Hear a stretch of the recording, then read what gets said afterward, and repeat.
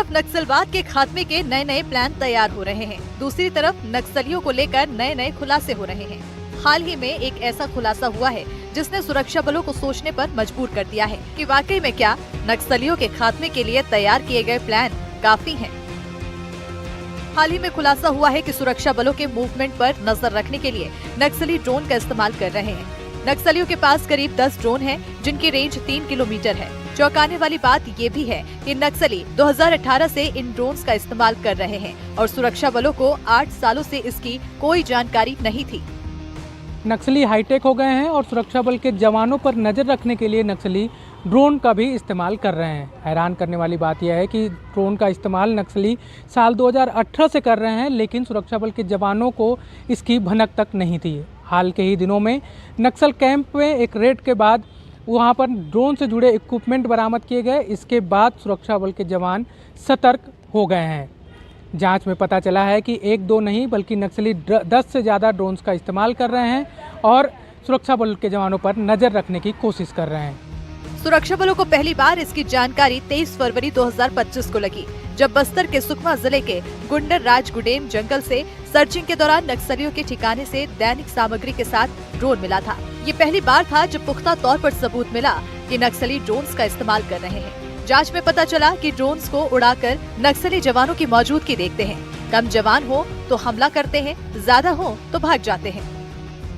अगर हम बात करें 2-3 वर्ष पहले छत्तीसगढ़ और तेलंगाना की सीमा के नज़दीक चेरला में नक्सलियों का एक जो डंप बरामद हुआ था, जिसे तेलंगाना पुलिस ने जब्त किया था।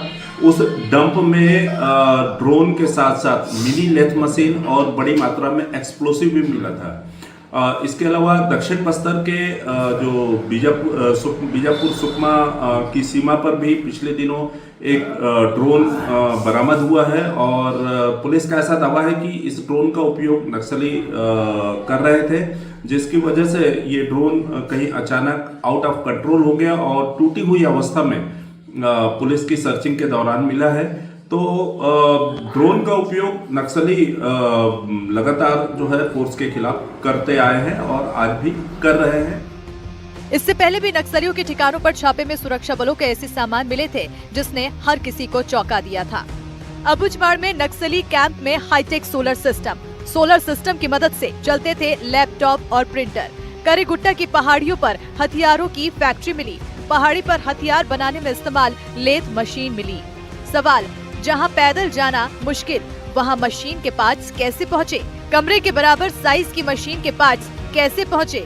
खुलासा, 10 साल पहले रायपुर से सप्लाई हुए थे पार्ट्स। इस फैक्ट्री में डीजीएल, राइफल, लॉन्चर जैसे हथियार बन रहे थे।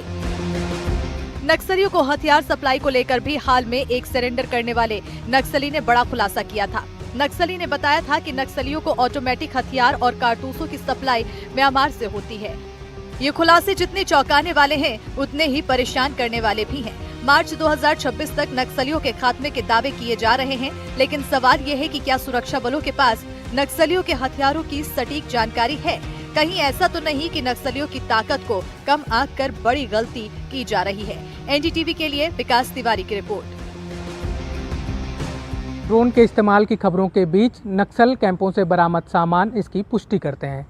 नक्सल कैंपों में रेड के दौरान hi tech solar energy system, laptop, printer मिलना इसके सबूत हैं। इधर कर्रेगुट्टा ऑपरेशन के दौरान पहाड़ियों से हथियार बनाने की बड़ी मशीनें बरामद होना अब भी सवाल खड़े करती हैं कि जहां पैदल जाना भी मुश्किल है, वहां पर इतनी भारी मशीनें लेकर कैसे जाई गई होंगी। एनडीटीवी के लिए विकास तिवारी के साथ नीलेश त्रिपाठी की रिपोर्ट। और चलिए इस खास मुद्दे पर चर्चा के लिए हमारे साथ एक खास पैनल है। एक एक कर सबसे आपका परिचय कराते हैं। हमारे साथ कमलकांत शर्मा जी हैं, रिटायर्ड आईजी सीआरपीएफ, बहुत बहुत स्वागत है सर आपका। हमारे साथ डॉक्टर पीके मिश्रा जी हैं, रिटायर्ड एडीजी बीएसएफ, बहुत बहुत स्वागत है सर आपका। हमारे साथ आदर्श सी अग्रवाल साहब हैं, नक्सल मामलों के जानकार, आपका भी बहुत बहुत स्वागत है। प्रेम कुमार जी हैं, वरिष्ठ पत्रकार, बहुत बहुत स्वागत है आपका। और हमारे सहयोगी नीलेश त्रिपाठी हमारे साथ जुड़ गए हैं, बहुत बहुत स्वागत है आप सभी का। अपने मेहमानों के पास जाएंगे, लेकिन उससे पहले नीलेश एक अपडेट आपके साथ।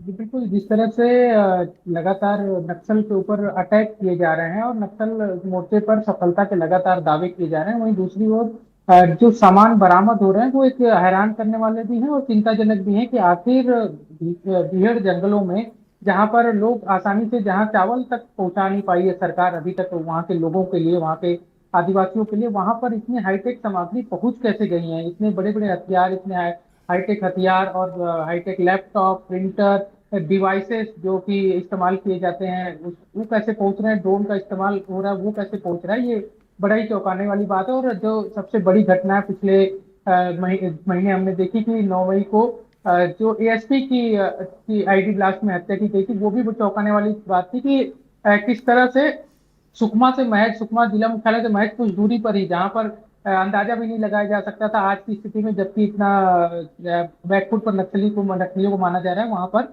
अंजाम दिया गया इस घटना को।